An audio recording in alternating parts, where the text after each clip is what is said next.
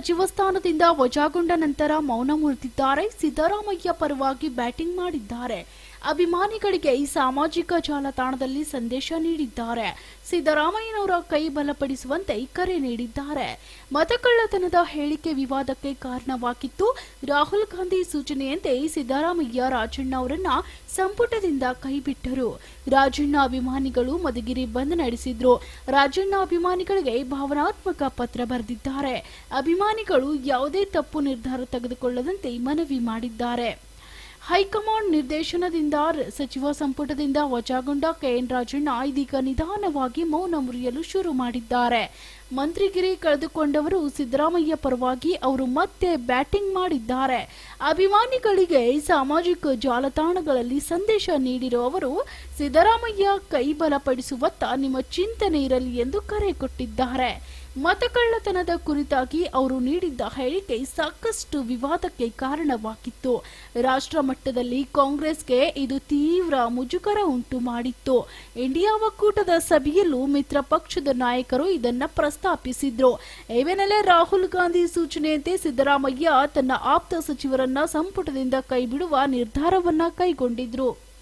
ರಾಜಣ್ಣ ಅವರನ್ನ ಸಂಪುಟದಿಂದ ವಜಾ ಮಾಡಿರುವುದು ರಾಜ್ಯ ರಾಜಕೀಯದಲ್ಲಿ ದೊಡ್ಡ ಬೆಳವಣಿಗೆಗೆ ಕಾರಣವಾಗಿದೆ. ಸಿದ್ದರಾಮಯ್ಯ ಆಪ್ತರು ರಾಜಣ್ಣ ಅವರ ಬೆಂಬಲಕ್ಕೆ ನಿಂತಿದ್ದಾರೆ. ಮತ್ತೊಂದು ಕಡೆಯಲ್ಲಿ ರಾಜಣ್ಣ ಅವರ ಅಭಿಮಾನಿಗಳು ಮಂಗಳವಾರ ಮಧುಗಿರಿ ಬಂದ್ ನಡೆಸುವ ಮೂಲಕ ಕಾಂಗ್ರೆಸ್ ಹೈಕಮಾಂಡ್ ನಡೆಯನ್ನ ಖಂಡಿಸಿದ್ದಾರೆ. ಈ ಎಲ್ಲಾ ಬೆಳವಣಿಗೆಗಳ ನಡುವೆ ರಾಜಣ್ಣ ಅವರು ತಮ್ಮ ಅಭಿಮಾನಿಗಳನ್ನ ಉದ್ದೇಶಿಸಿ ಭಾವುಕ ಪತ್ರವನ್ನ ಬರೆದಿದ್ದಾರೆ. ಆ ಪತ್ರದಲ್ಲಿ ಪ್ರಮುಖವಾಗಿ ಅವರು ಸಿದ್ದರಾಮಯ್ಯ ಅವರ ಕೈ ಬಲಪಡಿಸುವತ್ತ ನಮ್ಮ ಚಿತ್ತ ಇರಲಿ ಎಂದು ಮನವಿ ಮಾಡಿದ್ದಾರೆ. ಅಷ್ಟಕ್ಕೂ ಬೇರೆ ಏನೆಲ್ಲ ವಿಚಾರವಾಗಿ ಅವರು ತಮ್ಮ ಸಂದೇಶದಲ್ಲಿ ಉಲ್ಲೇಖ ಮಾಡಿದ್ದಾರೆ ಅಂತ ನೋಡೋದಾದ್ರೆ, ರಾಜಕೀಯ ಏರುಪೇರುಗಳು ನನಗೆ ಹೊಸತಲ್ಲ. ಯಾವುದೇ ರಾಜಕೀಯ ಬದಲಾವಣೆಗೂ ಇದು ಧೃತಿಗೆಟ್ಟವನಲ್ಲ.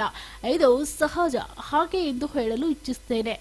ನಿಮ್ಮಲ್ಲಿ ನನ್ನ ವಿನಂತಿ ಏನಂದ್ರೆ, ಯಾವುದೇ ಕಾರಣಕ್ಕೂ ಅಭಿಮಾನದ ಅತಿರೇಕದಲ್ಲಿ ತಪ್ಪು ನಿರ್ಧಾರಗಳನ್ನು ತೆಗೆದುಕೊಳ್ಳಬೇಡಿ.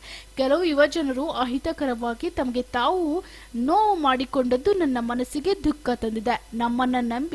ನಿಮ್ಮನ್ನ ನಂಬಿಕೊಂಡು ನಮ್ಮ ಕುಟುಂಬಗಳು ಮನೆಯಲ್ಲಿ ಕಾಯ್ತಿದ್ದಾರೆ. ನಾವು ಸಹ ನಿಮ್ಮನ್ನ ನಮ್ಮ ಕುಟುಂಬವೆಂದೇ ಭಾವಿಸಿದ್ದೇನೆ. ನಿಮ್ಮ ಪ್ರೀತಿ ಅಭಿಮಾನ ಇಂತಹದ್ದು ಎಂಬುದು ಕಣ್ಣಾರೆ ಕಂಡಿದ್ದೇನೆ. ಹಾಗಾಗಿ ಯಾವುದೇ ತಪ್ಪು ನಿರ್ಧಾರ ಮಾಡಬೇಡಿ. ಸಾರ್ವಜನಿಕ ಆಸ್ತಿ ಪಾಸ್ತಿಗೆ ಹಾನಿ ಮಾಡುವಂತಹ ಪ್ರಯತ್ನವನ್ನ ಮಾಡಬೇಡಿ. ನಾವೆಲ್ಲರೂ ಬಸವ ವಾಲ್ಮೀಕಿ ಅಂಬೇಡ್ಕರ್ ಅವರ ಹಾದಿ ಸಮಾಜದಲ್ಲಿ ಸಮಾಜಮುಖಿಯಾಗಿ ಕೆಲಸಗಳನ್ನ ತೊಡಗಿಸಿಕೊಳ್ಳುವುದು ಮುಖ್ಯ. ನಮ್ಮ ನಾಯಕರಾದ ರಾಹುಲ್ ಗಾಂಧಿ ಅವರ ನಾಯಕತ್ವದಲ್ಲಿ ಸಂವಿಧಾನ ಉಳಿಸುವ ಪ್ರಯತ್ನಕ್ಕೆ ಬಲ ತರಬೇಕಾಗಿದೆ ಹಾಗೂ ನಮ್ಮ ಗೌರವಾನ್ವಿತ ಮುಖ್ಯಮಂತ್ರಿಗಳಾದ ಸಿದ್ದರಾಮಯ್ಯನವರ ಕೈ ಬಲಪಡಿಸುವ ಕಡೆ ನಮ್ಮ ಚಿಂತನೆ ಇರಲಿ ಎಂದು ಕೋರುತ್ತೇನೆ ಅಂತ ಬರೆದಿದ್ರು. Bureau report, SSV news, Bengaluru.